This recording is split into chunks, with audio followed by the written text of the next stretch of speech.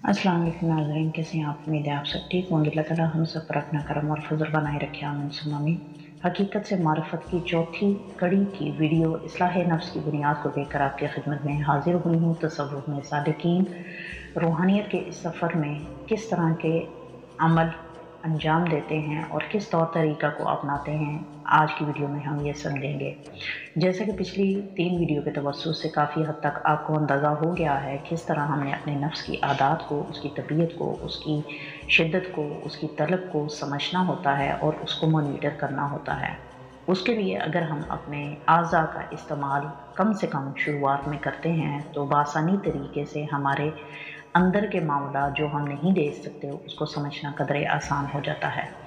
पिछली वीडियो में हमने अपने इन्हीं हवास में से अपने वजूद, अपने अमल, अपनी तालीम को मॉनिटर करना शुरू किया था, इस्लाह नफ्स की गर्ज को मद्देनज़र रखते हुए, जिसके लिए हमने अपने नफ्स को एज आ ऑब्जेक्ट इस्तेमाल किया था और इसकी मॉनिटरिंग एज आ सालिक करना शुरू की थी। इस नफ्स की जबिलतों को मॉनिटर करें। और पिछली वीडियो में हमने बात की थी कि हमने अपनी ज़ुबान का कम से कम इस्तेमाल करना है और उसकी मेन वजह क्या थी? इकरार बिल लिसान व तस्दीक बिल क़ल्ब, यानी ज़ुबान और कल्ब के माबैन ताल्लुक़ को समझने के लिए ज़ुबान का कम से कम इस्तेमाल करना, ताकि बासानी तरीके से कल्ब के मुहर्रिकात को और जहन की मुहर्रिकात को समझा जा सके। इन 2 टूल्स के तहत हमने बासानी तरीके से अपने ख़यालात को, अपने सवालों को और अपनी उन दिमाग के अंदर उठने वाले अल्फाजों को समझना शुरू किया था, जिससे काफ़ी हद तक इन 2 बुनियादी टूल्स को इस्तेमाल करते हुए और मद्देनज़र रखते हुए इंसान इस रूहानी सफ़र में अपने नफ्स का तारुफ करवाने में ख़ुद के साथ काफ़ी हद तक आसानी महसूस करता है। साल के 365 दिन, 52 हफ्ते, 7 दिन या फिर 24 घंटे में हमें हमारा चेहरा दिखाने के लिए काफ़ी होता है।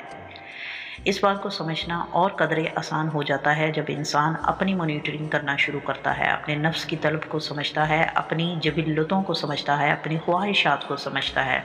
सालिकीन रूहानियत के इस राह पर अपना अगला कदम अपने जिस्मानी आज़ा में अपनी आँखों को मद्देनज़र रख कर इस सफ़र में आगे बढ़ते हैं। याद रहे, तसव्वुफ़ के इस रास्ते में शरीयत का इतलाक़ अगर हमारे ज़ाहिर पर होता है तो सालिकीन अपने जिस्म से किए जाने वाले तमाम अमाल को तरीक़त की मदद से अमल में ढालते हैं और अपनी ज़िंदगी के अंदर डेली बेसिस के ऊपर जो भी अमाल अंजाम देते हैं उसको अमल जमा पहनाने के ऊपर काम करते हैं, शरीयत के दायरा में रहते हुए।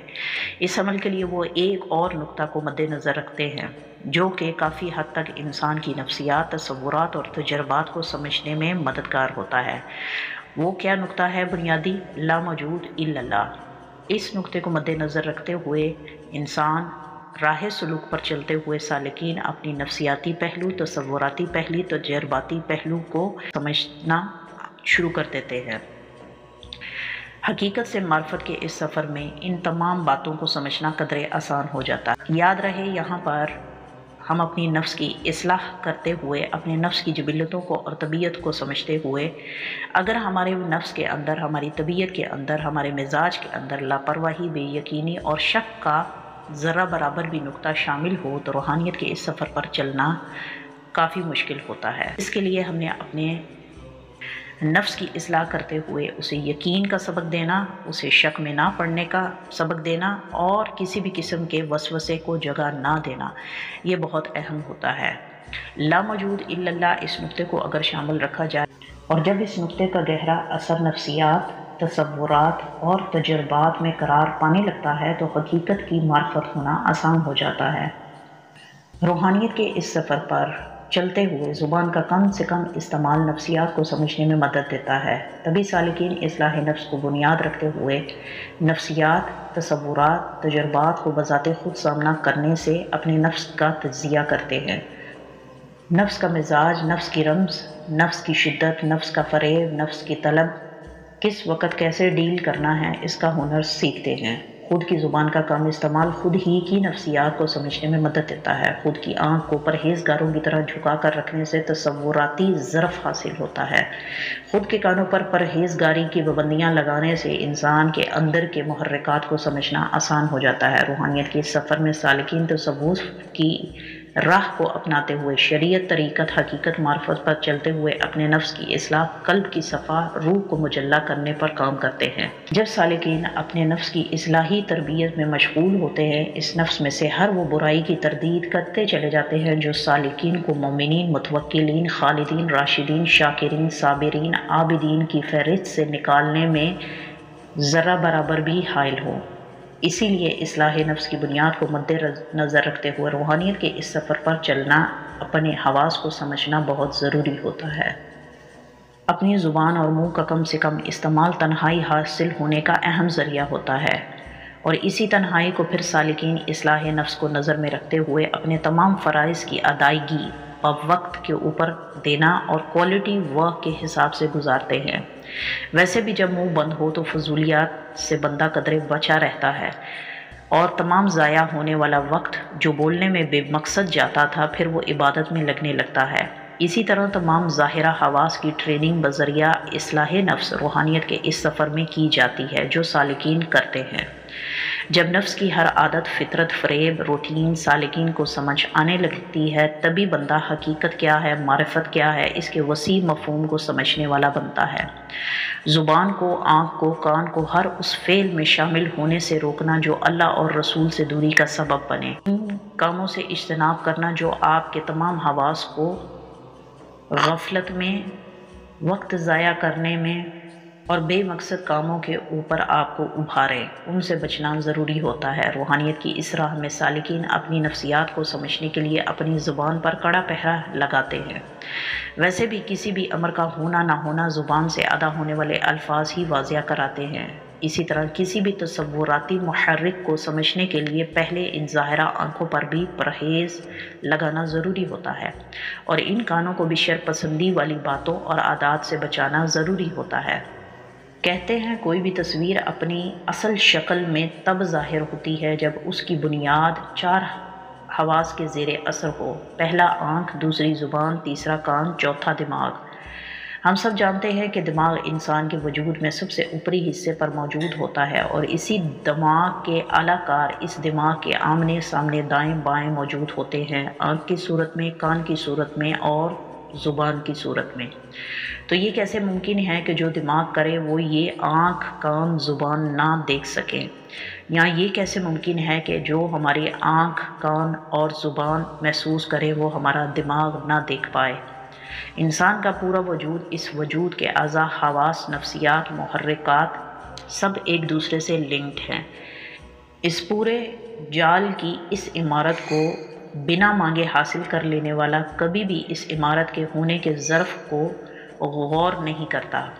جیسے کسی کو اگر بنا بنایا گھر دے دیا جائے اور وہاں پر اس گھر کے اندر تمام وہ سامان میسر کر دیا جائے، تو اس گھر میں رہنے والے کو فری میں اگر رہنا پڑے تو وہ کہاں پر اس گھر کے موجود ہونے پر غور فکر کرے گا؟ وہ کہاں پر اس بات پر تشویش یا تدبر کرے گا کہ اس گھر میں ہونے والی آمد و رفت، یا اس گھر میں جو سکون موجود ہے، یا اس چھت کے نیچے جہاں پر میں موجود ہوں، اس پر توجہ دینے کی بھی ضرورت ہے۔ اس لیے اللہ قرآن پاک میں غور اور فکر کرنے والوں سے بار بار مخاطب ہوتا ہے۔ مثلا اللہ فرماتا ہے اس میں بھی عقل والوں کے لیے نشانیاں ہیں، اور ہم کیسے مثالیں کھول کھول کر بیان کرتے ہیں کہ شاید تم فلاح پا جاؤ، اور یہ کہ آنکھیں ہی اندھی نہیں ہوتی، ان کے کان اور دل بھی اندھے ہوتے ہیں۔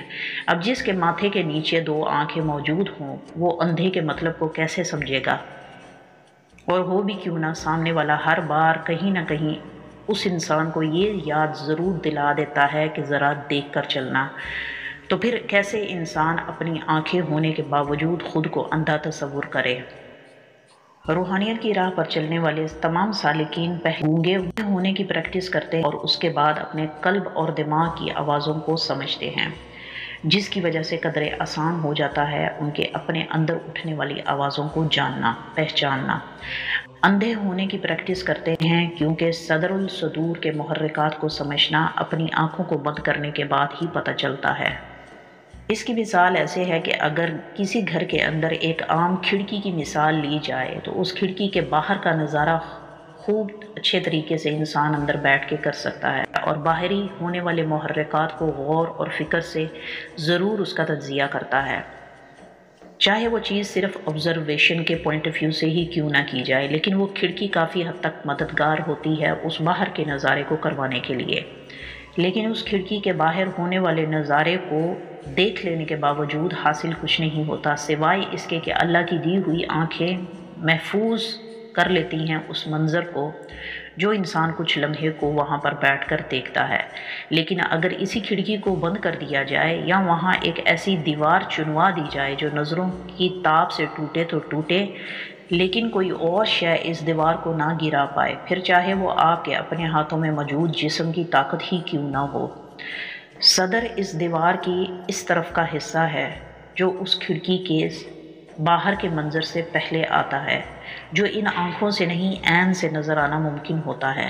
تبھی انسان اس طرف کے ہونے والے تمام محرکات کو اندھوں کی پریکٹس کر کے وٹنس کرتا ہے۔ اب کوئی اسے پاگل پن کہے یا کوئی بے وقوفی کہے، پر سالکین یہ عمل اپنی آنکھوں کے روشن دانوں کو جھکا کر ہی کرتے ہیں۔ اس عمل سے ہو نہ ہو زیادہ کچھ نہیں ہوتا، پر شروعات میں کافی مشقت کے بعد آنکھیں جھکنا ایک معمول بن جاتا ہے۔ اور یہ آنکھیں چرانے والی آنکھیں نہیں ہوتی، نہ ہی یہ آنکھیں اپنی کسی کمی یا کمزوری کو چھپانے والی ہوتی ہیں، بلکہ یہ آنکھیں عین کا مشاہدہ کر رہی ہوتی ہیں۔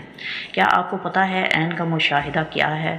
زبان کا بند ہونا، کانوں کا کھلا ہونا، آنکھوں کا جھکا ہونا، تصورات کا پختہ ہونا، نفسیات کا تنہا ہونا، موجود کا لا ہونا، عدم کا ظہور ہونا، یعنی عدم کا ہا ہونا، اللہ کا ہو ہونا۔